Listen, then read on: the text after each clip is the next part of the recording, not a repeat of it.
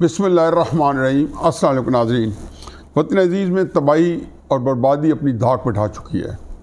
मौजूदा इंतशार और बहरान जो है ये नाकाबिल पलट है, इससे निकलना नामुमकिन है। तकलीफ़ के साथ ये मैं बात कह रहा हूँ कि जिस मुल्क के अंदर मेरा जीना मरना है और मैं जिसमें सारी ज़िंदगी गुजार चुका हूँ, उसको इस हालत में देखता हूँ तो यकीन जाने कि मेरे पे क्या बीतती है। कि वो कहते हैं ना कि आँख जो कुछ देखती है, वो पहले तो शायद कोई हिचकिचाहट थी कि वो लब पे नहीं आ सकता था, लेकिन अब लब पर लाना पड़ता है और लोगों के साथ शेयर करना पड़ता है। जहाँ आज हम यहाँ खड़े हैं या पहुँचे हैं, ये पिछले 8 साल की मेहनत है, किसी ने हमें यहाँ तक पहुँचाया है। 2016, 17, 18 बार बार लिखा और मुमकिन ख़तरात से आगाह करता रहा, लेकिन जो लोग इस काम में पड़े हुए थे वो पुरज़म थे और वो हर काम जब वो एक उनके अंदर एक अज़म आता था या पुरज़म होते थे तो वो कर गुज़रते थे और कर गुज़रे हैं। ये 2014 से जो कहानी शुरू हुई है, कहानी तो कई दफ़ा बता चुका हूँ कि 70 साल से एक तसलसल है, लेकिन 2014 से ये पिछले 8 साल में इसकी ख़ास वजह रही है। वजह पहले भी यही थी और वजह थी हमारे यहाँ जब कोई आर्मी चीफ बनता है तो उसकी तैनाती 3 साल होती है। अब जब वो इस पोजीशन में पहुँचता है तो उसका कतई दिल नहीं करता कि उसको इस पोजीशन से अलहदा किया जाए, चाहे ये इदारे के मफाद में जाए या ना जाए, चाहे इदारा इस भार को सह सके या ना सह सके। हम देखेंगे कई आर्मी चीफ जो हैं 3-3, 4-4 एक्सटेंशन लेते रहे हैं। अयूब खान की मिसाल हमारे सामने है, उसके बाद जनरल ज़ियाउल हक साहब की, फिर मुशर्रफ साहब की। जब राहील शरीफ साहब बने 2013 में तो नवाज शरीफ साहब ने नॉमिनेट किया, लेकिन नवाज शरीफ साहब के साथ एक हमेशा से प्रॉब्लम रहा है कि उन्होंने आर्मी चीफ की जो एक्सटेंशन है उसके बारे में एक तयन किया होता कि उन्होंने नहीं करनी। खैर ना भी होता तो भी एक कोशिश शुरू हो जाती हैं। और 2014 में जब सियासत नहीं रियासत बचाओ के जो धरने शुरू हुए थे तो अमलन नवाज शरीफ साहब की हुकूमत को कमज़ोर करना था, कतई नज़र इसके कि उसके क्या पाकिस्तान की ऊपर क्या असरात मुरतब करेंगे या हालात को किधर लेके जाएंगे। उन्होंने 2014 में सियासत नहीं रियासत बचाओ का एक ड्रामा रचाया, एक ढोंग रचाया। कई दफ़ा टीवी के अपने प्रोग्राम में ये सवाल कर चुका हूँ कि खुदा के वास्ते से जवाब दे दें कि 2014 में रियासत पाकिस्तान में कौन सी उफ्तार टूट रही थी जिसको बचाने के लिए आपने नवाज शरीफ साहब की हुकूमत का पूरे पाकिस्तान को पैरालाइज करके रख दिया था। बहरहाल 2016 आ गए, 2016 में पानामा शुरू हो गया। पहले 2 जो किरदार लॉन्च किए गए थे 2014 में, कादरी साहब और इमरान खान साहब, उससे नवाज शरीफ साहब की हुकूमत पे कुछ असर ना पड़ा और वो हट्टी कट्टी निकल आई, बल्कि सी पैक का एक बहुत बड़ा मनसूबा चीन के साथ शुरू कर दिया। अमरीकियों को चुन चुन के निकाला गया 2012-2013 में और उसके बाद पाकिस्तान के अंदर चीन के लिए एक स्पेस पैदा की गई जिसमें वो एक इक़्तिसादी और तज़ुराती मनसूबा जो है, वो मनसूबा जो था पाकिस्तान में, हमेशा कहता हूँ कि जिसने सियासी इस्तेकाम लाना था या सियासी इस्तेकाम उसकी को गारंटी करना था या सियासी इस्तेकाम ने उस मनसूबे की ज़मानत देनी थी, उस मनसूबे ने खुशहाली लानी थी, एक प्रॉस्परस पाकिस्तान वजूद में आना था और उस मनसूबे ने पाकिस्तान के अंदर कानूनियत फैलानी थी, लाकानूनियत का कला कमा करना था। ये सारे काम करने थे। तो नवाज शरीफ साहब ने जब चीन को लेके आए और वो मनसूबा जो है, का मतलब यह है कि 60 अरब डॉलर के करीब से शुरू किया जाने वाला मनसूबा या उसके मुआहदे जो थे, उन्होंने अल्टीमेटली 400-450 अरब तक अगले 8, 10, 15 सालों में पहुंचना था। हम समझ रहे थे कि पाकिस्तान अब 7वें से 9वें आसमान को पहुंचने के हैं, सारे सब अच्छे की रिपोर्ट है, लेकिन क्या किया जाए तोसीए मुद्दत मुलाजमत का कि 2016 में एक और किरदार भी साथ शामिल किया गया और उसका नाम था आसिफ जरदारी। इमरान खान साहब और आसिफ जरदारी और कादरी साहब फिर उतारे गए पानामा के नाम पर। एक ड्रामा रचाया गया, फिर एक नया ड्रामा शुरू किया गया। बहरहाल उसका राहिल शरीफ साहब को क्या फ़ायदा पहुंचना था, नवाज शरीफ साहब को नुकसान ज़रूर पहुंचाया कि उनका मक्कू ठप दिया गया। और 2016 के अंदर पनामा के ऊपर सुप्रीम कोर्ट को साथ, क्योंकि हमारी जो सुप्रीम कोर्ट है वो हमेशा इन किरदारों के साथ शरीके जुर्म रही है जो तौसीए मुलाजमत वाले होते हैं। हमेशा इनके साथ जो है वो कंधे से कंधा मिला के इस कश्मकश में होती है या इस तलब के साथ होती है कि हमें पुकारे और हम भागे चले आए और उनके साथ कंधे से कंधा मिलाएं। तो सुप्रीम कोर्ट को साथ मिला के नवाज शरीफ साहब के खिलाफ जो कैंपेन थी उसको परवान चढ़ाया गया। बहरहाल 2016 में राहिल शरीफ साहब क्या करते, वो तो अपनी जो है मुंह की खा के चले गए। बहुत मिन्नती की, तरले किए, उनको एक्सटेंशन नहीं मिली जो नहीं मिलनी थी नवाज शरीफ साहब से। 2016 के अंदर जनरल कमर जावेद बाजवा साहब को चीफ बनाया गया। यहाँ पे पाकिस्तान को तबाह बर्बादी के जिसको कहना चाहिए पटड़ी पर चढ़ाकर वो सऊदी अरेबिया पहुँच गए और ख़ुद अपने करोड़ों रुपए माहवार तनख्वाह पे, और कई जो यहाँ के भी जो कुछ उनके 4-5 घी में जो आर्मी चीफ होता है उसके तो अब अंदाज़ा नहीं है कि 100-200 करोड़ रुपए के तो प्लॉट उसके लिए ढूंढे जाते हैं, कमर्शियल भी और सारे। हर लेफ्टिनेंट जनरल के लिए इतने तो ढूंढे जाते हैं 100-150-200 करोड़ के। आर्मी चीफ तो खैर बड़ी तोप चीज़ होती है। मैं अक्सर कहता हूँ कि अगर अल्लाह मियाँ को किसी ने इंसानी शक्ल में दुनिया में पाकिस्तान में देखना हो तो 4 स्टार जनरल पाकिस्तान का आर्मी चीफ देख लें। जब वो अपनी वर्दी में होता है उसके पास सारी उतनी ताकत होती है नाउज़ बिल्लाह जो अल्लाह मियाँ के पास ताकत है। और ये एक नफ्सियाती प्रॉब्लम है। बहरहाल इस पर कई दफ़ा बात कर चुके हैं। राहिल शरीफ साहब ने 2017 में नवाज शरीफ साहब के सामने एक नक्शा रखा कि हम आपको पनामा से छुटकारा दे देंगे, सारे केसेस ख़त्म हो जाएंगे अगर मरियम नवाज और आप पाकिस्तान छोड़ जाए, सियासत से अलहदा हो जाए और इक़्तिदार शहबाज शरीफ साहब के हवाले कर दें। ज़ेन पे 2019 की अपॉइंटमेंट थी। बहरहाल नवाज शरीफ साहब जो है वो स्टैंड ले गए, डट गए।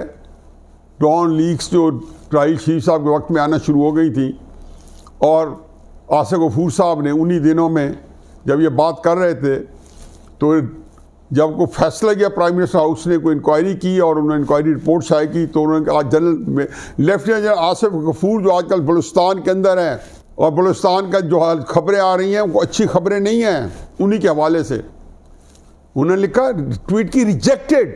सिर्फ उनके पास DGI स्पीयर का ओहदा था, वो वज़ीर आज़म हाउस की रिपोर्ट को कहते रिजेक्टेड। ये थी डीप स्टेट जिसको हिलरी क्लिंटन ने कहा था कि पाकिस्तान की मिसाल दी थी कि डीप स्टेट थी। रियासत के अंदर वो रियासत जो वज़ीर आज़म के ऊपर थी, यानी कि रिजेक्टेड कौन करता है? वज़ीर आज़म नहीं, मेजर जनरल आसिफ गफूर साहब अभी भी तवाना जिंदा माशाल्लाह एक जगह कमांड कर रहे हैं।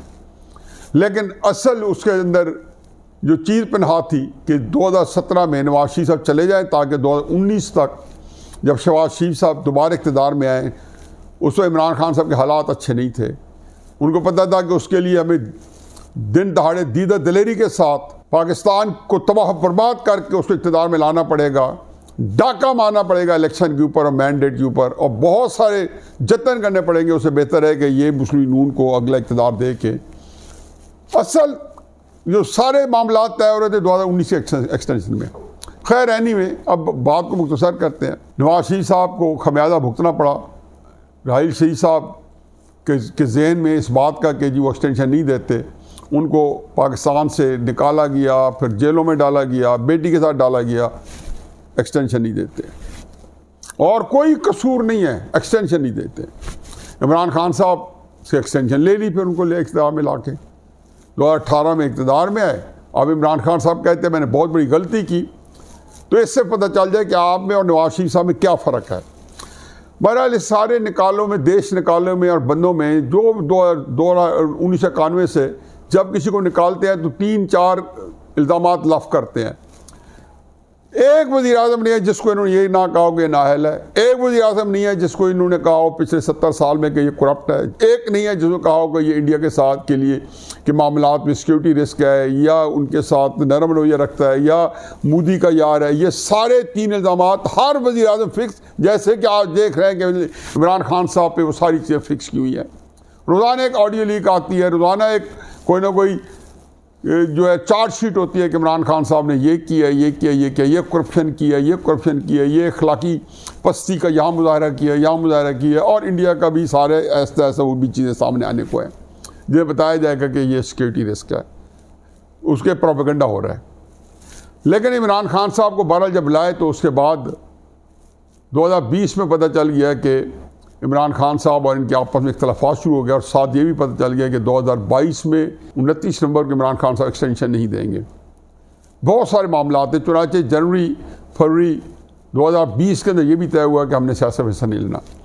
अब मैं ये 2020 में जब ये तय हो गया और उन्होंने इमरान खान साहब को घेरना शुरू किया और उसको हटाने का कि ताकि 2022 जो कि उनका जायज़ एक टाइम था उनका इक़्तिदार में रहने का, और जिसमें वो अपनी सारी साख उनकी मकबूलियत सब कुछ बर्फ़ की तरह पिघल चुकी थी और पिघल रही थी, और वो बिल्कुल खुद बखुद तहलील होने के को थे, उनका सफ़े हस्ती से मिटने को थे सियासी तौर पे। 22 के मार्च में या उससे पहले 2-3 महीने PDM को हलाशरी दी गई कि आप इमरान खान साहब के ख़िलाफ़ वोट ऑफ नो कॉन्फिडेंस लाएँ, या और इत्तेहादियों को कोई हल्लाशरी दी गई कि इमरान खान साहब से अपनी सपोर्ट विड्रॉ कर लें।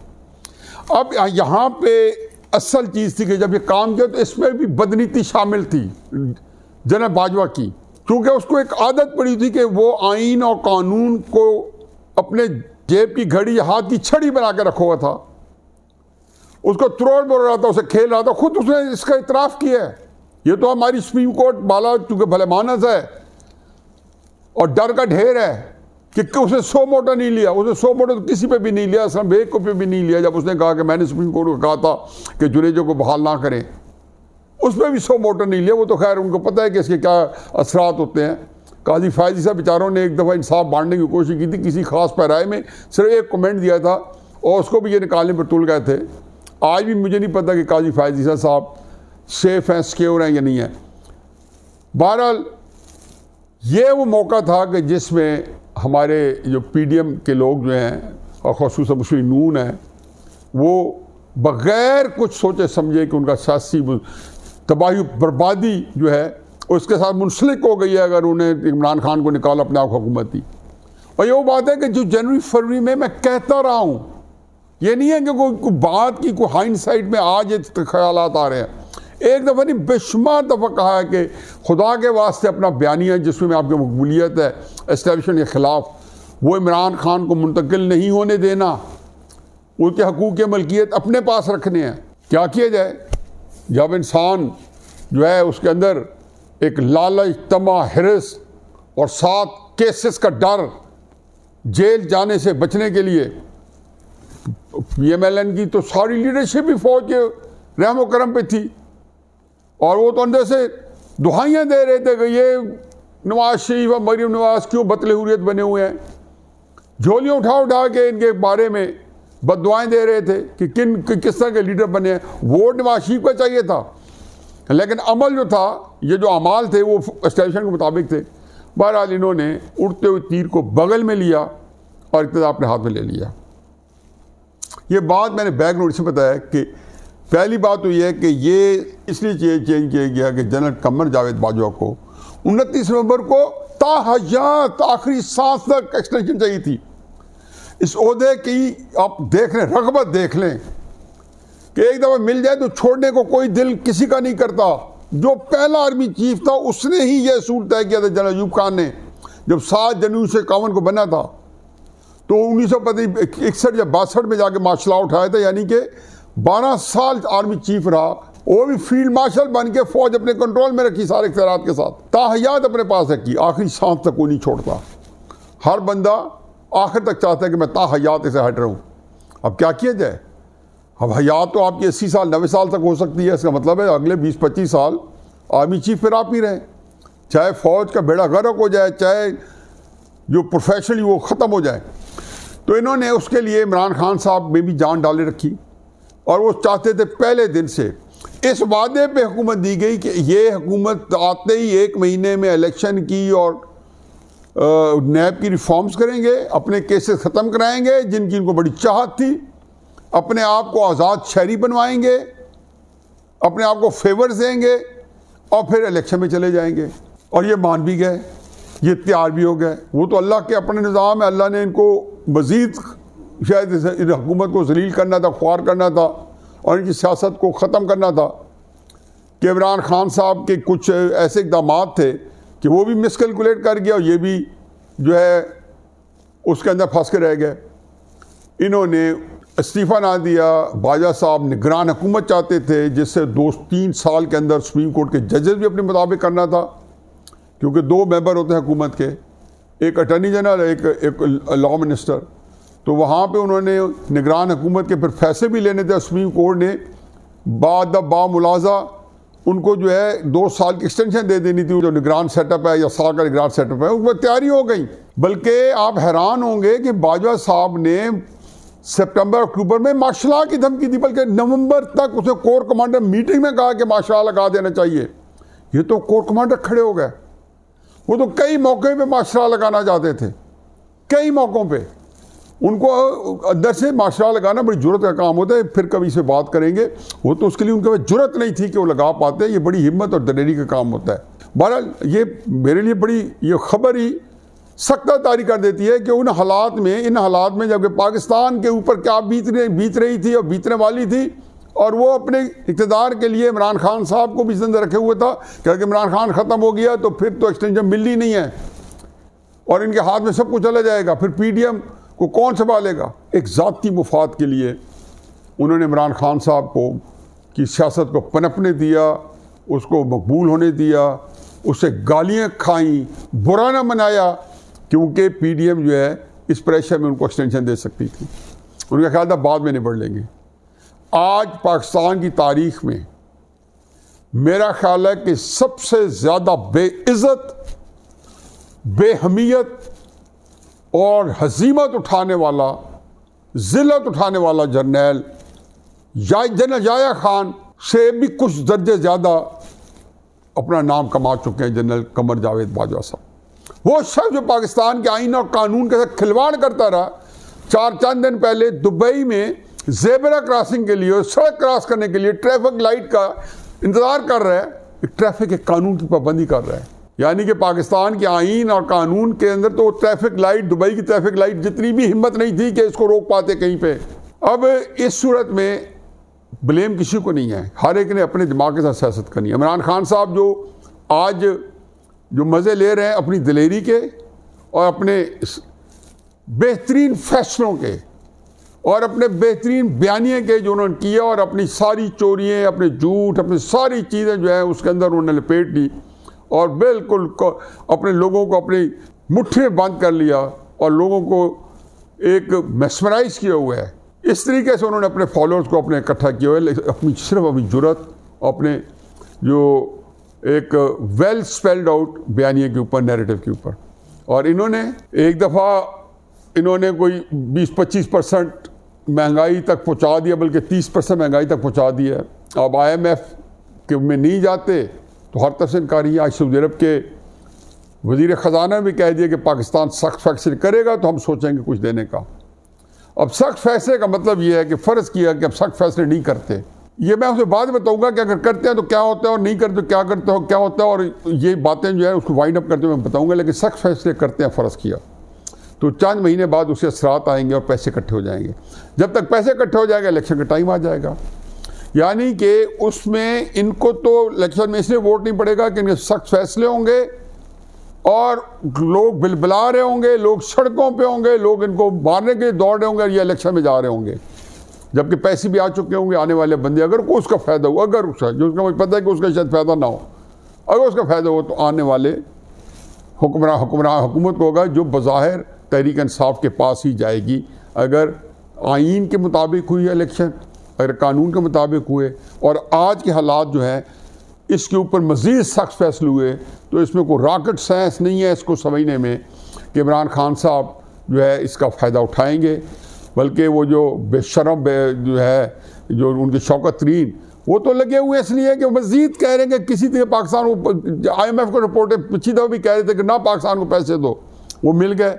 अब ये तो पता चल गया ना कि उनके अंदर बहुत अच्छे जो फाइनेंस मिनिस्टर होने के बावजूद जो अक्ल चाहिए, जो विज़डम चाहिए, वो उनमें नहीं था। कि मिफ्ताह इस्माइल को आड़े हाथों लिया गया कि अब आके और कितने वक्त कहा कि 180 के करीब डॉलर जो है वो मैं लेके आऊँगा या ये उसकी जो राइट प्राइस है। अब देखें कि डॉलर को अगर ये 260 पे लेके जाते हैं तो मार्केट में आप देखें, आप याद आएगा कि 300 रुपये का डॉलर की कन्वर्जन हो रही होगी। इसकी अब कोई हद नहीं है, क्योंकि हालात आपके इस तरीके से ख़त्म हुए हैं और ऐसे ख़राब हो रहे हैं कि मेरे तो कानों से धुआं निकलता सोच के भी। अब इन्होंने सख्त फैसले ले लिए, फ़र्ज़ किया, और IMF ने पैसे भी दे दिए, और उसका हशर क्या हुआ। और अगर ये सख्त फैसले नहीं लेते तो पाकिस्तान जो है, जिसने 4-5 महीने बाद या 10 महीने बाद फिर दोबारा इस पोजीशन में आना है, वो 2-3 हफ्ते बाद आने को है। और इस वक्त पूरा पाकिस्तान के बिजनेस कम्युनिटी सारे के सारे बिलबिला उठे हैं, सारे के सारे मरने और मारने पर तैयार हो चुके हैं। अब ये वो यहाँ कहते हैं कि पाए रफ्तन न जाए मानत, ये कहते हैं कि choice between devil and deep sea, ये कहते हैं dam if you do and dam if you don't. करते हैं तो मरते हैं, नहीं करते तो मरते हैं। खड़ा होना भी मुश्किल है और चलना भी मुश्किल है, दो भर है। ये इस कैफियत के अंदर मौजूद है। मेरा अपना ये ख्याल है कि इनको चाहिए कि फौरी तौर पे हुकूमत छोड़ दें, वक्ती तौर पे सियासत करने का ना सोचें। ये तो कि इस बात के कायल थे कि शेख साहब जन्नत में जाएंगे, दोज़ख में, उन्होंने कहते थे 4 आने का फ़ायदा है।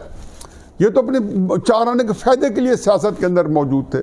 ये जो आज की हुकूमत है मैं उनकी बात कर रहा हूँ, बाकी भी इसी तरह मुलव्वस हैं। जो अपोजिशन है वो भी यही है।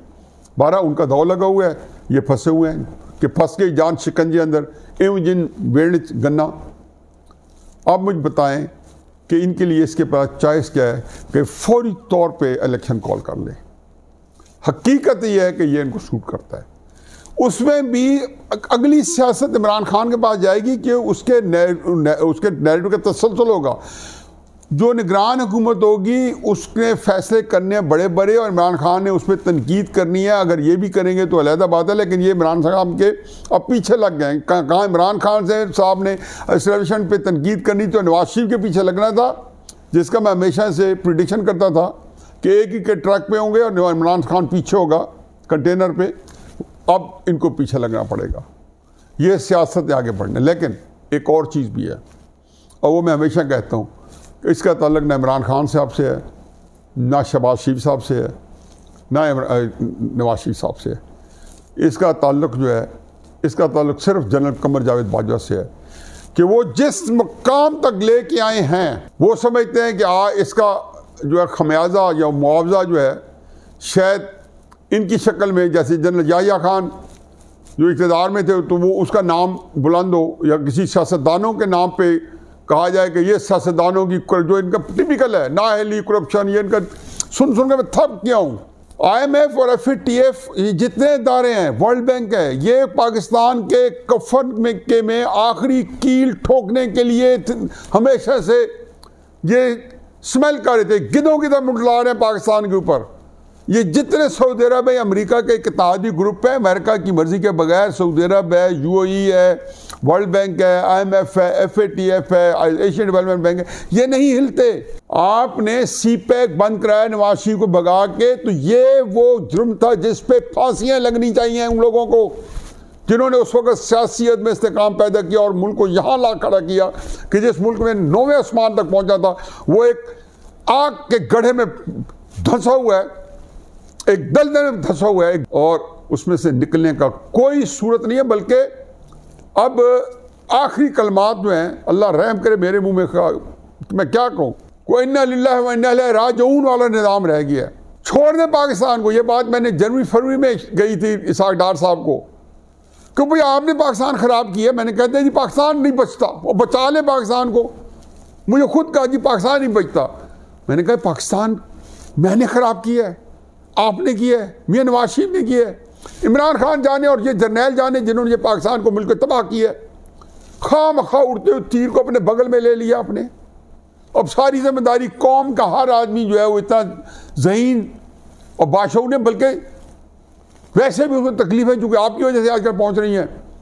वो यकसू है कि इस वक्त आप जो है, आप लोगों ने लोगों की ज़िंदगी जीवन कर रखी है, अदाब पे बना रखी है। ये रज़ाकाराना पेशकश थी आपकी। अब पाकिस्तान तो शायद IMF पे जाएं या ना जाएं, इससे नहीं निकलते। विश्व सर्कल है जिसके अंदर हमें फंसा दिया गया है, इससे हम नहीं निकल सकते। बाकी अगर इक़्तिदार छोड़ दें तो हकीकत यह है कि ये इसमें फ़ायदा कोई नहीं है, डैमेज जो है वो थोड़ा कम हो जाएगा या कंट्रोल हो जाएगा। बाकी रहे नाम अल्लाह का। वमा अलैना इल्लल बलाग।